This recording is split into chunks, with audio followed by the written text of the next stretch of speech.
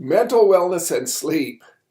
Hello, I'm Mark Weisenburger, and this week we are doing a series of about 7 videos on tips to improve your sleep so that you can improve your mental wellness.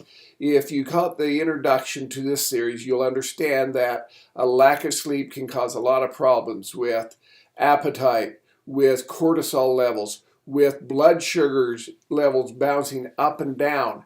And so we're doing a 6 series from the Sleep Foundation, or 6 tips from the Sleep Foundation. And then hopefully I can bring my wife on at the end to share her testimony, her experience on what she has done to dramatically improve her sleep quality. So the first tip is to establish a regular bedtime and wake up time. And it is recommended to do this for 7 to 8 days, including the weekends. And that is enough to train your body to go to bed at a certain time and to wake up at a certain time and to get that full 8 hours of sleep that our bodies require. And if we can't get 8 because of working things, let's improve on the quality of the sleep that we do get, which is part of my wife's story that we will have her share on how she managed to get deeper sleep so she woke up refreshed and alert in the morning, because she wakes up around 5 o'clock a lot of mornings to go to work.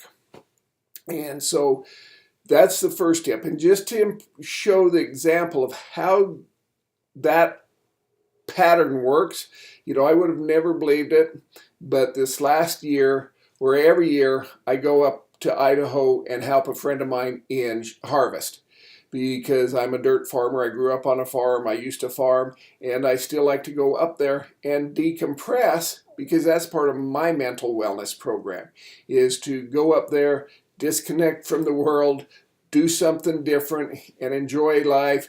And it's a lot of work. It's a lot of long hours. I get home and make it to bed about 10:30. And then this last year, because of the weather, I was having to wake up at 5. I know that's not quite the 8 hours, but it's 6.5, I guess. But I have a philosophy that everyone should wake up right at the crack of noon. Now, I don't live by that philosophy, but that's my philosophy.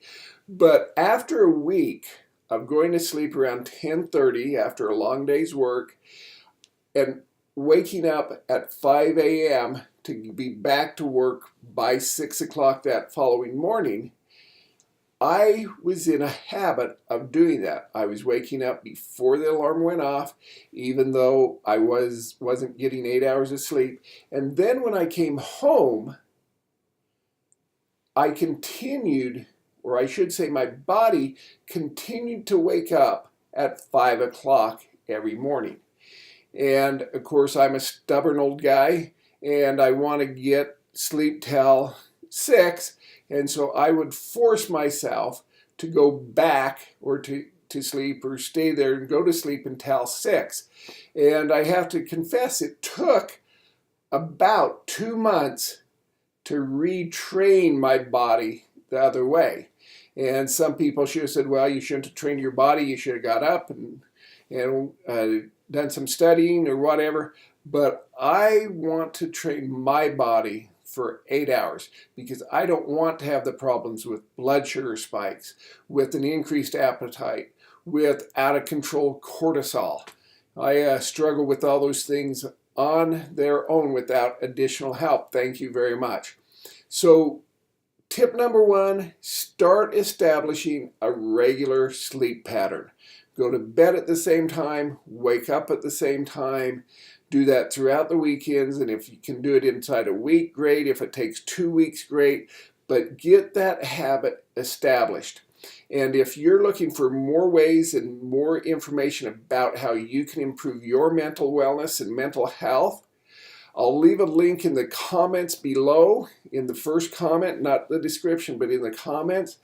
that will link you to a 40-minute video with Dr. Sean Talbert that explains some scientific breakthroughs that is happening in the world of mental health and mental wellness, and how to significantly reduce your stress, anxiety, and feelings of depression. So until next time, have a great day.